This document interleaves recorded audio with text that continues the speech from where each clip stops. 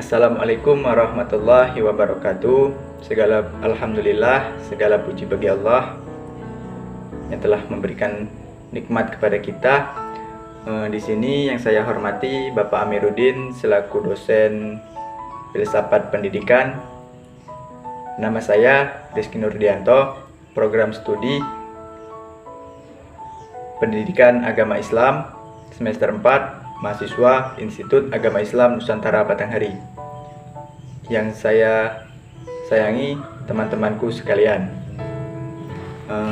Di sini saya akan mengumpulkan tugas mingguan, yaitu tentang hakikat metode pendidikan dalam perspektif Islam. Yang pertama, pengertian metode pendidikan Islam. Pengertian metode pendidikan Islam adalah suatu cara yang digunakan untuk mempermudah suatu pendidik untuk mengembangkan ajaran agama Islam sesuai ajaran atau syariat Islam yang telah diterapkan.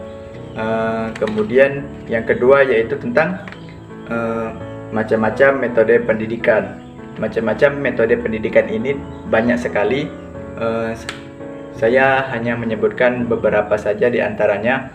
Yang pertama yaitu metode qudwah, yaitu atau metode yang mengajar dengan cara memberikan contoh.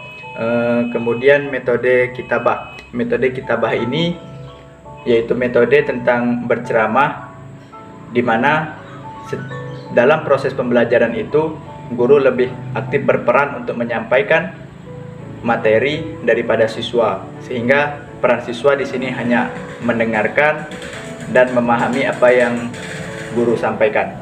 Kemudian yang ketiga adalah metode CAT atau metode menulis.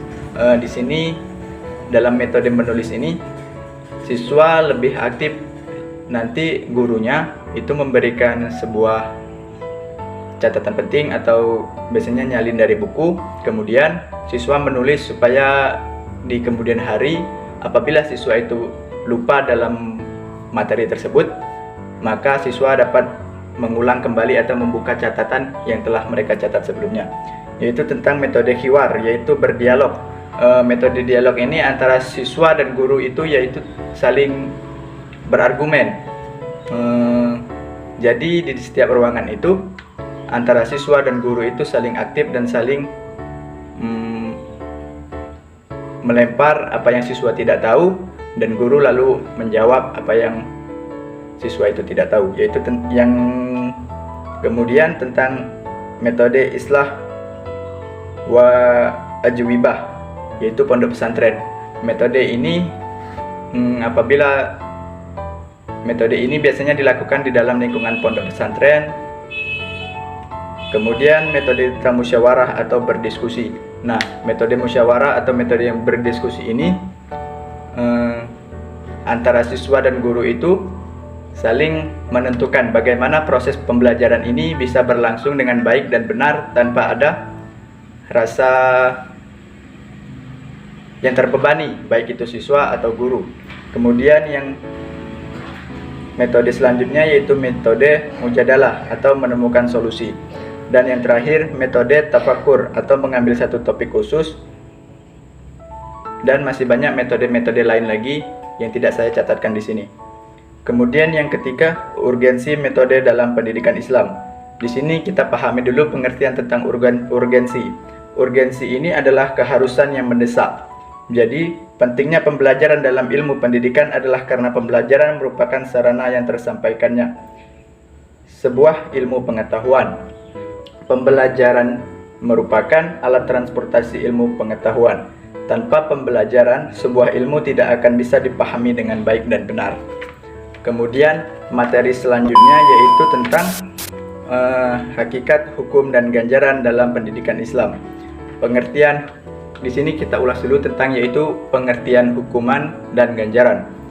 Yang pertama, hukuman. Hukuman adalah penderitaan yang diberikan atau ditimbulkan dengan sengaja oleh seseorang sesudah terjadinya pelanggaran, kejahatan, atau kesalahan. Sedangkan ganjaran di sini adalah alat untuk mendidik anak-anak supaya merasa senang karena perbuatannya atau pekerjaannya mendapat penghargaan.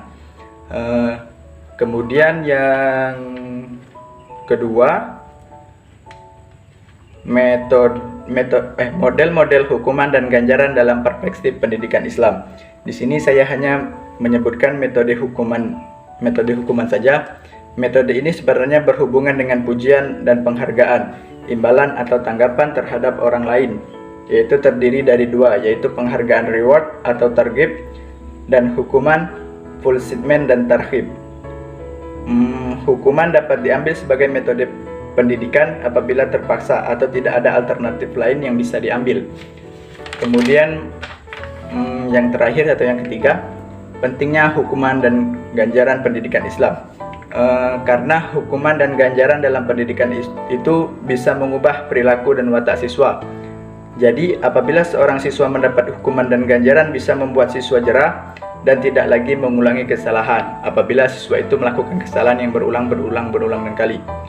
Adapun ganjarannya, biasanya siswa yang pintar sering mendapatkan pujian dan penghargaan supaya teman-teman yang lain bisa terinspirasi untuk lebih giat belajar. Nah, di sini peran guru lebih aktif supaya apabila melihat siswa yang pintar itu selalu memotivasi supaya siswa itu lebih giat belajar dan menasihati siswa-siswa yang lain supaya lebih giat belajar lagi. Mungkin hanya ini yang bisa saya sampaikan dalam pertemuan kali ini.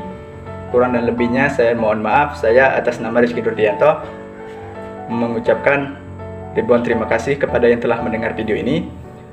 Akhir kalam, wassalamualaikum warahmatullahi wabarakatuh.